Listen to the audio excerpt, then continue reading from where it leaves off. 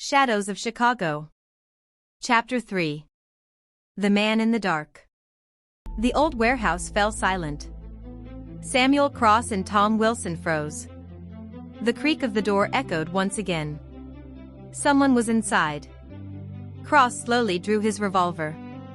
"Come out," he said quietly. There was no answer. Tom took a step forward. A shadow flashed in the darkness. Then came the sound of rapid footsteps. "Stop." Cross lunged forward. The unknown man sprinted through the warehouse. A chase began between stacks of wooden crates. The man leaped over a pile of boards and burst through a side door. By the time the detectives reached the street, it was too late. In the distance, only the taillights of a black automobile could be seen disappearing into the night. "Damn it," Tom cursed. Cross watched the car vanish. "We were being watched." "You think they were Morelli's men?" "We'll find out soon enough." Meanwhile, Morelli was entertaining guests at his hotel.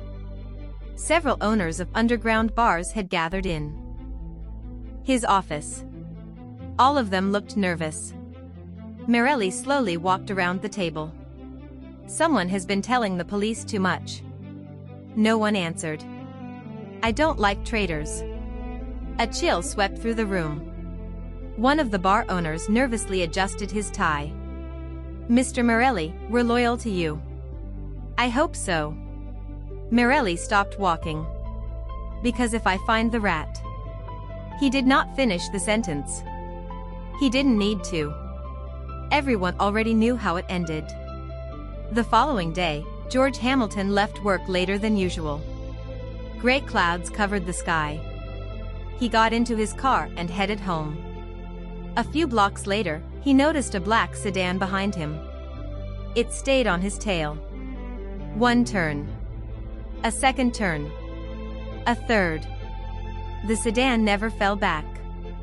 A chill ran down George's spine. He understood. Someone was following him. At police headquarters, Cross was reviewing documents. Tom entered the office. "I found something interesting." He placed a photograph on the desk. Cross examined it. The picture showed a black automobile. The same one that had fled the warehouse the night before. "Did you get the license number?" "Part of it." "And?" "The car is registered to a company connected to Morelli's organization." For the first time in a long while, Cross smiled. "Finally." "You think it's enough?" "Not yet." "So what's next?" Cross looked out the window. "We're going to make them make a mistake." That same evening, Frank Morris received an unexpected phone call. "Yes?"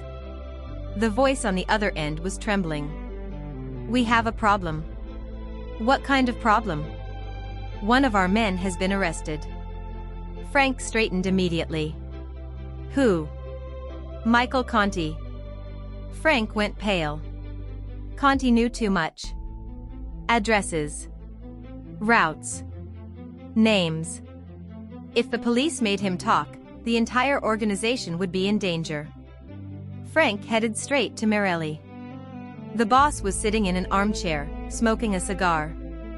"Boss." "What happened?" "Conti's been arrested." Morelli looked at him silently. For several seconds, neither man spoke.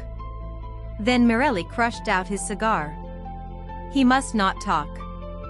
Frank understood the meaning of the order immediately. But before he could answer, a massive explosion thundered outside the office windows. The glass rattled. People screamed somewhere in the street. Morelli walked to the window. A thick column of smoke was rising several blocks away from the hotel. Someone had just started a war. To be continued.